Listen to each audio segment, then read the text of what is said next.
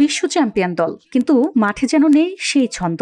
আর্জেন্টিনার national football team অবশেষে জিতেছে ঠিকই, কিন্তু ম্যাচ শেষে কোচ লিওনেল স্ক্যালোনি স্বীকার করেন কঠিন বাস্তবতা। আমরা ভালো খেলিনি, এটাই সত্য। ফিফার র্যাঙ্কিংয়ে ১১৫ নম্বরে থাকা মরিটানিয়া ন্যাশনাল ফুটবল টিমের বিপক্ষে মাত্র ২-১ গোলের জয় পেয়েছে আর্জেন্টিনা। ম্যাচের শেষ মুহূর্তে গোল হজম করে রীতিমতো চাপে পড়েছিলেন গোলকিপার এমিলিয়ানো মার্টিনেজ। ৯৪ মিনিটে গোল খাওয়ার পর তিনি বলেন, এমন খেললে বড় দলের বিপক্ষে হারতেই হতো।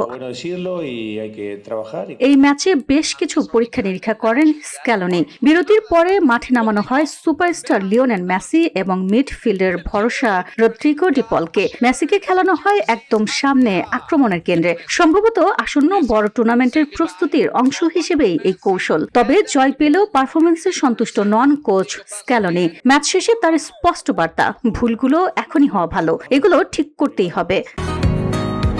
বসুন্ধরা, উত্তরা, বনশ্রী, কুড়িল ও বাড্ডা সহ রাজধানীর বিভিন্ন স্থানে অভিজাত ও অত্যাধুনিক মানের ফ্ল্যাট কেনার এক নির্ভরযোগ্য প্রতিষ্ঠান pleasant properties limited.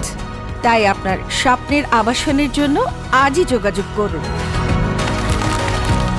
Pleasant properties limited, where destiny matches eventually.